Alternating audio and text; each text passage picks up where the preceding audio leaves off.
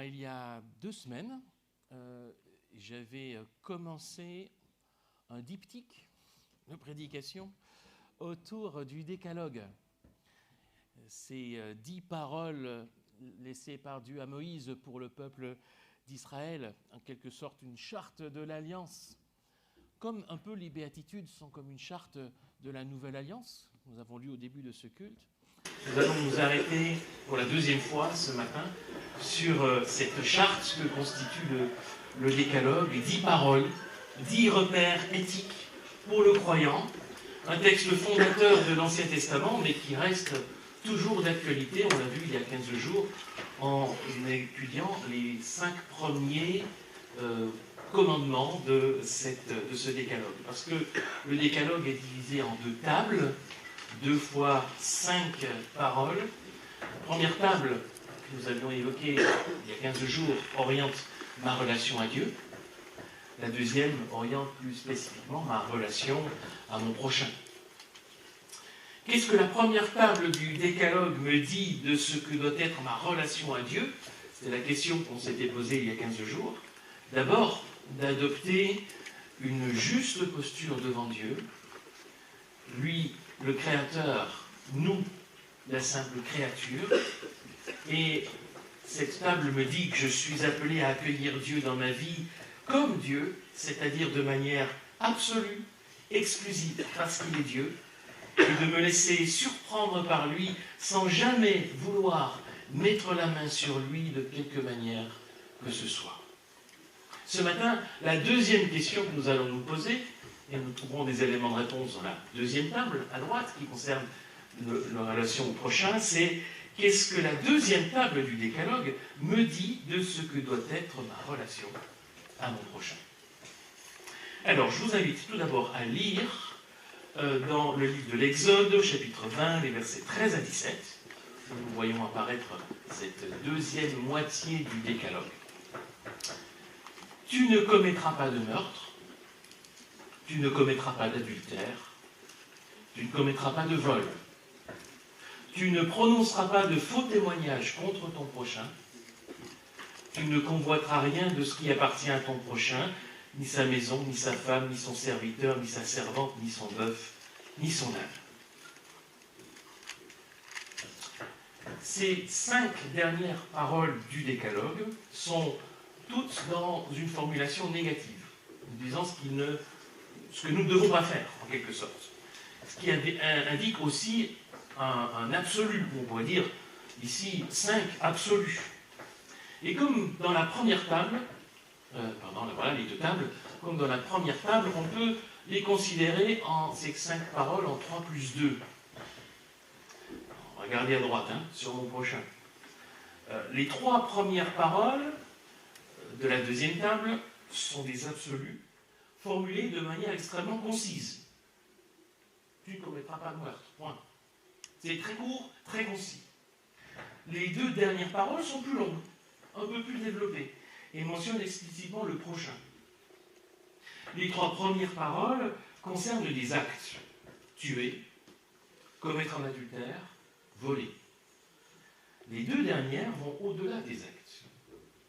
Ils nous parlent des paroles, des faux témoignages, et elles nous parlent même des pensées, en parlant de la convoitise. Vous voyez, voilà, en 2 temps.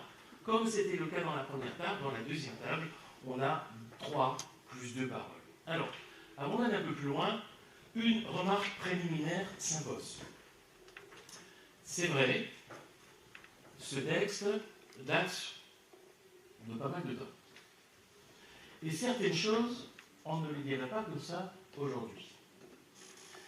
Elle est inscrite, ces paroles sont inscrites dans leur contexte culturel, qui, il faut le dire, était quand même marqué par ce qu'on va appeler tout simplement le patriarcat. Et je dis ça parce que pour le lecteur moderne, c'est une question particulièrement sensible et ça peut être choquant de lire la 10e parole. Je ne sais pas si, peut-être on n'y pense plus, parce qu'on connaît.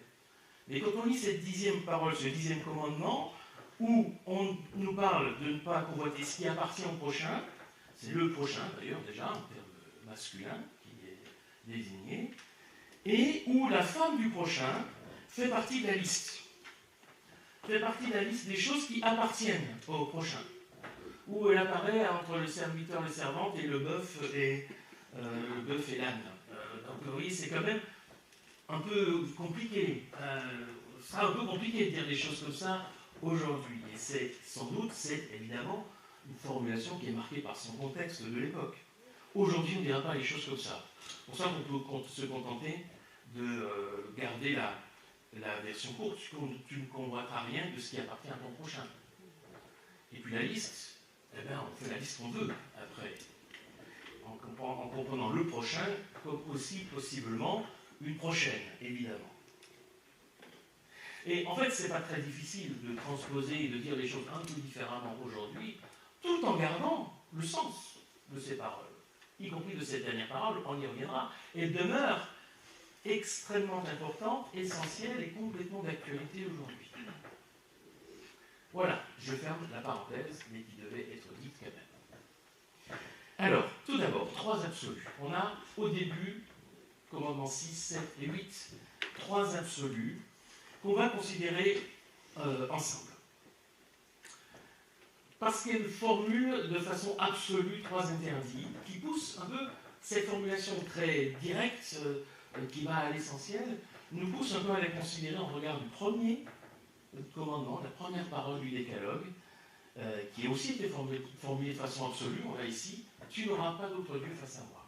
Autre absolu, radical, et c'est pas un hasard que ce soit en tête du décalogue. En quelque sorte, ces 3 paroles absolues dans ma relation à mon prochain appliquent à ma relation aux autres ce qui est fondamental dans ma relation à Dieu. Et on pourrait dire que ces 3 absolus nous invitent à je ne peux pas me poser moi-même en Dieu de mon prochain, quel qu'il soit. Je ne peux pas m'arroger le droit de disposer de l'autre, qu'il s'agisse de sa vie, de son conjoint ou de ses biens. Je reformule un peu différemment un petit peu cette rime absolue. Je ne peux pas moi-même me placer, me positionner en Dieu de l'autre. Parce que je ne suis pas un Dieu. Parce que je suis appelé à me rappeler que je suis une simple créature. Ces 3 interdits absolus transposent dans notre relation au prochain l'absolu du premier commandement, tu n'auras pas d'autre Dieu face à moi. Alors, regardons un tout petit peu plus en détail ces 3 absolus. Tu ne commettras pas de meurtre. Vous connaissez peut-être la formule, l'autre formulation, tu ne tueras point, la version un petit peu traditionnelle. On le traduit plus comme ça aujourd'hui. En général, on dit tu ne commettras pas de meurtre, qui est mieux quand même. C'est mieux de traduire ça que tuer, qui est un terme trop large, trop global, trop englobant en fait. Dans la Bible, le verbe qui est utilisé ici pour tuer ou commettre un meurtre n'est pas utilisé, par exemple, pour évoquer le pouvoir de la justice. Dans une société, ce qui était le cas dans l'Ancien Testament, où il y avait la peine de mort. On n'utilise pas ce mot-là. On ne l'utilise pas non plus pour tuer dans le cadre de guerre. Évidemment pas non plus pour tuer des animaux, pour se nourrir. C'est un autre verbe, plus global pour tuer. Pour ça qu'on traduit en général, tu ne commettras pas de meurtre. Mais ce n'est pas parfait non plus. Parce qu'un meurtre, en français, c'est le fait de tuer volontairement quelqu'un. Ça, c'est un meurtre. Or, dans la Bible, le verbe qui est utilisé ici pour tuer ou commettre un meurtre désigne le fait de donner soi-même la mort à quelqu'un, mais que ce soit volontairement ou involontairement. Peut-être qu'on pourrait utiliser le mot d'homicide. Il ne commettra pas d'homicide, en sachant que l'homicide peut être volontaire, involontaire, etc. Même si le terme est peut-être un peu technique et ça sonne un petit peu bizarre. Alors, il faut garder un petit peu tout ça en tête quand on considère cette première parole. En fait, quel est l'esprit, quelle est l'idée de ce commandement? C'est de s'interdire tout comportement qui peut porter atteinte à la vie de notre prochain. C'est cela qui est en jeu finalement. S'interdire tout comportement qui va porter atteinte à la vie de notre prochain. Évidemment, ça concerne directement toute forme de violence, toute forme de violence à l'égard de mon prochain est une infraction de cette première parole. Violence physique, mais pas seulement, d'ailleurs. Des moments où on va porter atteinte, alors ici en l'occurrence volontairement à son prochain, mais même involontairement aussi, de façon indirecte. Je crois que ça peut, cette parole, elle vaut aussi pour tout comportement irresponsable qui va mettre en danger la vie d'autrui. Par exemple, au volant de sa voiture. Avoir un comportement irresponsable sur la route au volant de sa voiture est en contradiction avec cette première parole du décalogue. Et je pense qu'on pourrait évoquer plein d'autres situations. L'idée, c'est de nous inviter, chacun, chacune, à un respect absolu de notre prochain, quel qu'il soit. On n'a pas le droit de porter atteinte à la vie de notre prochain. Tu aimeras ton prochain comme toi-même, commandement fondamental souligné par Jésus. Tu l'aimeras parce qu'il est comme toi-même. Et à ce titre, il mérite ton respect. Ça, c'est l'idée de ce premier absolu, qui est en quelque sorte l'absolu fondamental de la deuxième table.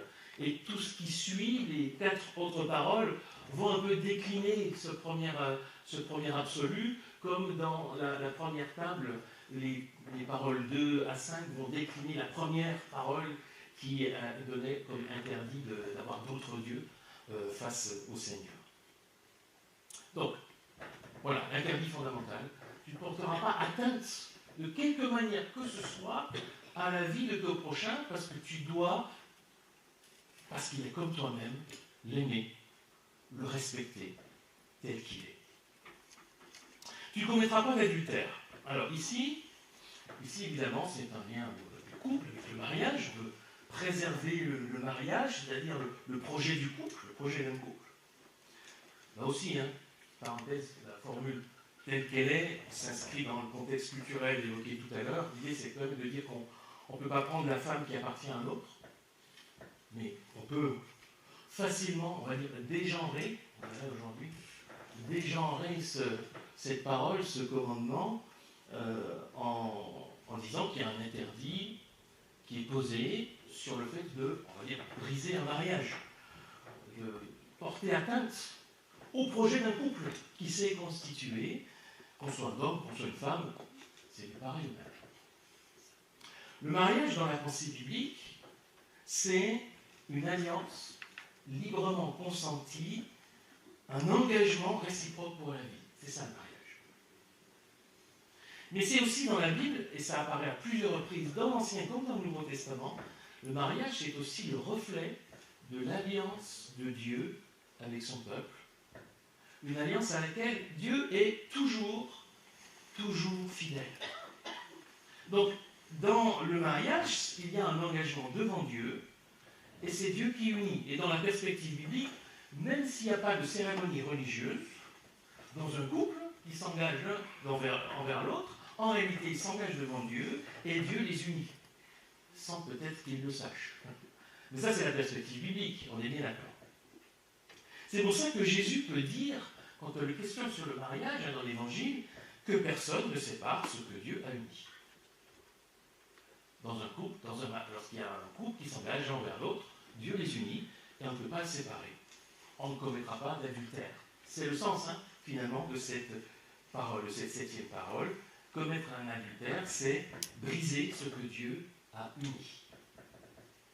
Et puis la 8e parole, tu ne commettras pas de vol. On va dire celle-là, c'est peut-être la plus facile à comprendre. On sait ce que c'est que voler. Non? Vous êtes au courant? Non? Vous ne vous sentez pas concerné? Bon, tant mieux.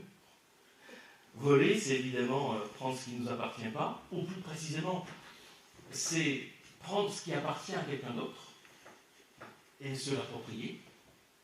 Quelle que soit d'ailleurs la façon dont le vol est commis. Là aussi, on pourrait multiplier les exemples. Mais c'est intéressant. En fait, les choses sont plus complexes qu'elles n'en ont l'air. Parce que le verbe qui est utilisé en hébreu pour parler ici, tu ne voleras pas, semble-t-il à l'origine désigner le fait de dérober quelqu'un, d'enlever quelqu'un.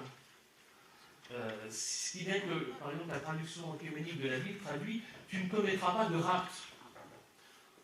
C'est peut-être un petit peu restrictif quand même, de voir ce commandement uniquement qui serait l'interdiction du rapt ou de l'enlèvement. Par contre, ce qu'il faut retenir, me semble-t-il, c'est que l'étymologie du verbe nous montre que l'accent est moins mis sur ce qui est dérobé, ce qui est volé, que sur la personne qui est volée. L'atteinte portée à l'autre. En fait, c'est la relation qui est abîmée dans le vol. Si je vole quelque chose à quelqu'un, je décide, tout seul, de mon côté, comme un dieu, de prendre ce qui ne m'appartient pas. Je m'arroge le droit de prendre à un autre ce qui lui appartient et je me fais Dieu pour mon prochain. C'est moi qui décide. Et la question, on revient à cette question fondamentale que nous posent ces trois paroles, et c'est ça que nous sommes appelés à nous dire, à nous interroger, c'est ce qui est encore ici affiché, c'est finalement quelle est ma posture face à mon frère, face à ma sœur, face à mon prochain, celui qui est à côté de moi. Est-ce que par rapport à lui, j'agis comme un Dieu ou comme un prochain? Ici, la formule prochain dans le sens que Jésus utilise quand il parle de la parabole du bon samaritain. Lorsqu'il dit dans la parabole du bon samaritain, le prochain, c'est celui qui est venu en aide à l'homme qui était blessé au bord de la route. C'est lui le prochain. Donc, comment est-ce que je me positionne par rapport à mon prochain, à l'autre qui est sur ma route? Comme un Dieu ou comme un prochain? C'est ça la vraie question. La question fondamentale à se poser dans notre relation aux autres. Et elle est tellement fondamentale qu'elle ne concerne pas seulement ce que je fais, mais elle va plus loin même que mes actes. C'est là où on arrive sur les deux dernières paroles du décalogue. Il concerne non plus les actes par lesquels on va porter atteinte à son prochain, mais même les paroles et même les pensées qui, elles aussi, peuvent porter atteinte à l'autre. Les paroles, le faux témoignage. La 9e parole, tu ne prononceras pas de faux témoignage. Les questions de parole, de ce que l'on dit. Évidemment, là, on comprend qu'on est plus, dans notre premier abord, dans un contexte qu'on va dire peut-être juridique, ne pas porter de faux témoignage. Il s'agit de ne pas mentir d'une façon qui va nuire à son prochain. Et là, on comprend que là, la dimension est essentielle. Le commandement, et c'est d'ailleurs jamais dit comme ça dans la Bible, c'est pas tu ne mentiras pas. C'est trop global, c'est trop général de dire ça. C'est comme tout à l'heure, tu ne tueras pas, c'est trop global, c'est trop général. Il y a quelque chose de plus spécifique. Tu ne mentiras pas, ça ne veut pas dire grand-chose en fait. La question, c'est de ne pas avoir de parole sur quelqu'un qui va lui nuire. C'est ça qui est fondamental. Alors c'est vrai en particulier, et c'est le contexte premier, devant un juge, devant un procès, on ne va pas mentir à propos de quelqu'un parce que ça va pouvoir lui nuire. Devant un juge, on dit la vérité sur quelqu'un et on ne va pas donc porter de faux témoignages. Mais est-ce que ce n'est pas vrai aussi en dehors des tribunaux? Quand nous parlons des autres, quand nous répandons des rumeurs, voire même des calomnies à propos des autres, est-ce que ce n'est pas une façon concrète de porter un faux témoignage? En fait, la question que nous pose cette parole, c'est comment est-ce que nous parlons des autres? Pas comment nous parlons aux autres, ça c'est aussi une question intéressante d'ailleurs, comment on se parle les uns aux autres, c'est une question intéressante, mais la question que nous pose cette parole, c'est comment est-ce que nous parlons des autres quand ils ne sont pas là?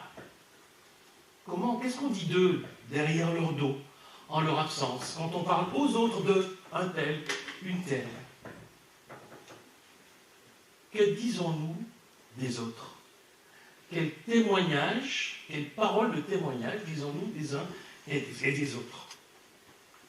Nous sommes appelés par ces paroles à veiller justement sur nos paroles. Pas seulement en présence, mais aussi en leur absence des autres. Et c'est évident que entretenir une rumeur, on le sait très bien, entretenir une rumeur, au pire répandre une calomnie, évidemment que ça va porter atteinte à l'autre. Et que ça peut même détruire quelqu'un. On le sait très bien. Encore plus aujourd'hui, à l'heure d'Internet et des réseaux sociaux, où ça va tellement vite, tellement vite. Comment parlons-nous des autres? Ce qu'on dit des autres. Et puis, parce que ça ne suffit pas, le décalogue va encore plus loin. Non seulement nos actes sont en cause, non seulement ce qu'on dit, mais même ce que l'on pense. Alors moi, je ne sais pas ce que vous pensez, vous ne savez pas ce que je pense, mais Dieu, lui, évidemment, a accès à nos pensées. Et cette dernière parole, elle va jusqu'à nos pensées. Le mot convoitise, qui est appelé ici, tu ne convoiteras rien de ce qui appartient, ce mot convoitise, c'est marrant, aujourd'hui, il est quand même très connoté. Quand on parle de la convoitise, à quoi pensez-vous? Il y a toute une histoire de l'Église qui a fait qu'on a retenu de la convoitise presque que la dimension charnelle, sexuelle. C'est là, le péché convoitise, c'est ça. Ça, c'est très marqué dans l'histoire de l'Église. Jusqu'à aujourd'hui, c'est devenu le péché par excellence, comme s'il n'y avait que celui-là. Et il faut sortir de cette obsession malsaine. La convoitise dont il est question ici est beaucoup plus large, beaucoup plus générale. En fait, c'est une façon de nous mettre en garde contre cette tendance naturelle, vous savez, qu'on utilise souvent cette formule de dire qu'on pense que l'herbe est toujours plus verte chez le voisin. On a cette formule en français. L'herbe est toujours plus verte chez l'autre, ailleurs, en dehors de notre pré. Ben, c'est ça, finalement, qui est mis en cause dans cette parole. Et j'aime bien la traduction qu'en fait Alphonse Maillot dans son livre sur le décalogue. Il dit « Tu ne loucheras pas vers la maison de ton prochain ». J'aime bien cette formule. « Tu ne loucheras pas vers la maison de ton prochain ». Et voilà. Ah oui, elle est quand même mieux que la mienne, quoi. Voilà, on est dans la comparaison, on veut s'approprier, etc. Donc, la question que nous pose cette parole, c'est comment regardons-nous les autres? Non pas seulement comment nous parlons des autres, mais aussi comment est-ce que nous regardons les autres. Évidemment, lorsque le regard qu'on porte sur les autres est bienveillant, respectueux, tout va bien, aucun problème. Et c'est toujours comme ça, n'est-ce pas? Peut-être pas. Mais lorsque ce regard devient convoitise, comparaison, ça se gâte. Ça se gâte parce que quand on est dans cette attitude de convoitise, eh bien, c'est une attitude qui va affecter notre relation à l'autre. Pourquoi? Parce qu'elle va commencer à créer chez moi de la frustration, de l'insatisfaction, et qu'elle va générer dans ma relation à l'autre de l'envie, voire de la jalousie. Et je peux vous assurer que la frustration, l'insatisfaction, l'envie et la jalousie, c'est pas bon pour les relations. Ça va abîmer, endommager nos relations les uns aux autres. Sans compter qu'évidemment, si c'est entretenu, à la fois cette frustration, à la fois cette jalousie, eh bien ça risque de nous conduire au passage à l'acte. Et là, on passe, hop, dans les paroles 6, 7 et 8 qu'on a vues tout à l'heure, on passe de la pensée aux actes. C'est pour ça que finalement, tout est lié. Donc vous voyez, ces paroles datant de plusieurs siècles en arrière restent d'une grande pertinence et actualité pour nous aujourd'hui. Parce que notre vie quotidienne, elle est faite de relations aux autres, dans notre famille, dans notre voisinage, dans l'église, là où sur nos lieux de travail, d'engagement, de loisirs, on est toujours en relation avec des autres. Et on peut facilement tomber dans un travers mis en avant, dénoncé, souligné par les différents interdits que l'on trouve dans cette deuxième table du décalogue. Alors qu'est-ce que cette deuxième table du décalogue me dit de ce que doit être ma relation à mon prochain? Elle me dit de refuser de me positionner en Dieu de l'autre et de choisir de me positionner en prochain. Ce positionnement-là, cette posture, elle est fondamentale. Un Dieu, il estime avoir tous les droits, il se permet de juger, de se servir de l'autre, de porter atteinte à sa personne parce qu'il est comme un Dieu. Un prochain, au contraire, il va se mettre à la même hauteur, il va respecter l'autre, sa personne, ses biens, sa liberté. C'est l'un ou c'est l'autre? Quelle est ma posture par rapport à mon prochain? Et les paroles du décalogue nous rappellent que ça concerne autant mes actes que mes paroles et même mes pensées. C'est tout cela qui forge, qui construit ma posture devant l'autre, la façon dont je me tiens devant l'autre, dont je parle de lui et dont je le regarde. Vous voyez que ces paroles du décalogue, elles sont bien des repères éthiques essentiels pour le croyant aujourd'hui encore. Et ce sont pas seulement des règles qui vont nous contraindre, ce sont au contraire des repères qui vont nous aider dans notre relation à Dieu et notre relation au prochain. Pour que cette relation soit bienfaisante pour tous, qu'elle soit épanouissante, qu'elle nous permette de vivre des relations saines, une relation saine avec Dieu et des relations saines avec les autres. Autrement dit, ce sont des repères qui nous aident à accomplir ce que Jésus dit être l'essentiel, aimer Dieu de tout notre cœur et aimer notre prochain comme nous-mêmes. Amen.